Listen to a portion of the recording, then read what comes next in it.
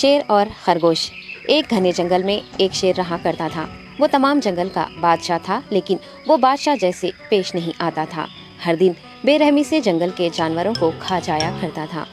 شیر کے خوف سے جنگل کے جانور چھپ جایا کرتے تھے اور خود اپنی بھوک و پیاس کو مار کر سخت مشکلات سے دوچار ہونے لگے تھے۔ اس طرح کچھ دن بعد جنگل کے تمام جانور ایک مقام پر جمع ہوئے اور شیر کے شر سے محفوظ رہنے کے لیے سب مل کر رائے مشورہ کرنے لگے۔ سب نے اپنی اپنی بات رکھی اور آخر میں ایک گیدڑ نے کہا، میرا خیال ہے کہ ہم روز شیر کے ہاتھوں مرنے کے بجائے ہم خود ایک ایک بار شیر کے پاس چلے جائیں۔ اس طرح روزانہ شیر کسی ایک کو کھا لے گا اور ہم سب اپنی اپنی باری سے چلے جائیں گے اور بلا خوف و ڈر سکون سے زندگی گزاریں گے۔ گیدڑ کے مشورے پہ تمام جانور رضامند ہو گئے۔ ایک بندر نے کہا، ٹھیک ہے، تمہاری بات بالکل درست ہے۔ موت کا خوف کرنے کے بجائے اپنی باری آنے تک ہم اطمینان و سکون کی زندگی گزار سکیں گے۔ جانوروں کی بات چیت مکمل ہونے کے بعد خود گیدڑ نے شیر کے پاس جا کر یہ ساری بات بتائی۔ گیدڑ کی باتیں سننے کے بعد شیر نے کہا، میں بادشاہ ہوں، اس لیے تم سب کی بات مان رہا ہوں، لیکن ایک بات غور سے سن لو۔ اگر کسی دن مجھے جانور ملنے میں تاخیر ہو جائے تو میں خاموش نہیں بیٹھوں گا اور دوبارہ تم سب پر حملہ کرنا شروع کروں گا۔ شیر نے بڑے غصے سے یہ سب کہا۔ شیر کی باتیں سن کر گیدڑ نے سر ہلاتے ہوئے حامی بھر دی اور وہاں سے چلا گیا۔ اس دن کے بعد ایک ایک جانور بلا ناغہ اپنی اپنی باری کے مطابق شیر کے پاس جانے لگے اور شیر سکون سے اپنے پاس آنے والے جانوروں کو مار کر اپنی بھوک مٹانے لگا۔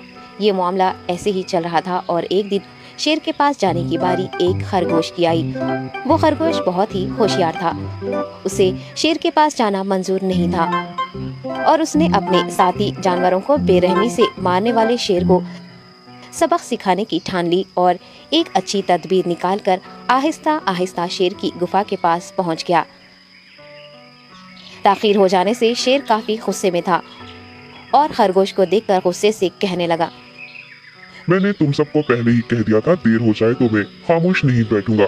تم نے وعدہ خلافی کی ہے، اس لیے میں جنگل جا کر من چاہے جانور کا شکار کر کھا جاؤں گا۔ تب خرگوش نے شیر سے کہا، معاف کر دیجیے بادشاہ سلامت، غلطی ہو گئی اور اس کا ایک واجب سبب ہے۔ اطمینان رکھیے، میں بیان کرتا ہوں، آپ سنیے اور اس کے بعد آپ آرام سے مجھے مار کر کھا لیں۔ شیر نے پھر غصے سے کہا، وہ کیا بات ہے، جلدی بتاؤ۔ خرگوش نے کہا، بادشاہ سلامت، میں آپ کے پاس آ رہا تھا اور راستے میں مجھے ایک شیر مل گیا اور مجھے مارنے کے لیے آگے بڑھنے لگا۔ میں نے آپ کی بہادری کی بات اس شیر کے سامنے رکھی، لیکن وہ شیر آپ کے بارے میں بہت برا بھلا کہنے لگا۔ یہ سن کر میں نے غصے سے کہا، تم ہمارے جنگل کے نہیں ہو، ہمارے بادشاہ کے بارے میں ایسی باتیں مت کہو۔ یہ سن کر وہ شیر مجھ پر حملہ کرنے کے لیے تیار ہو گیا۔ یہ دیکھ کر میں نے کہا، تم مجھے مارو گے تو ہمارے بادشاہ تمہیں ہرگز نہیں بخشیں گے۔ تب اس شیر نے کہا، تمہارا بادشاہ میرا کیا کر لے گا؟ میں نے کئی ہاتھیوں کو اپنے پنجے سے مار گرایا ہے۔ تمہارا بادشاہ ہو یا کوئی اور ہو، میرے ہاتھوں بچ نہیں سکتا اور میرے سامنے کوئی ٹک نہیں سکتا۔ میں اسے ختم کروں گا۔ یہ سب بدتمیزی کرنے لگا۔ میں نے اس شیر سے کہا، تم ہمارے بادشاہ سے آ کر بات کرو۔ تب اس نے فخر سے کہا، میں کیوں آؤں؟ تمہارے بادشاہ میں دم ہے تو اسے ہی یہاں لے کر آؤ۔ یہ کہہ کر مجھے دبانے لگا۔ بادشاہ سلامت، اسی لیے آنے میں تاخیر ہو گئی۔ یہ سنتے ہی شیر غصے سے کہنے لگا، چلو ابھی چلتے ہیں، اسے ختم کر دوں گا۔ یہ سننے کے بعد خرگوش نے شیر کو جنگل کے درمیان موجود ایک کنویں کے پاس لے گیا۔ خرگوش نے کہا، بادشاہ اس کے اندر دیکھیے، وہ وہاں آپ کا بے صبری سے انتظار کر رہا ہے، آپ اسے اچھا سبق سکھائیے۔ شیر غصے سے فوراً کنویں میں جھانکنے لگا اور زور سے دہاڑنے لگا۔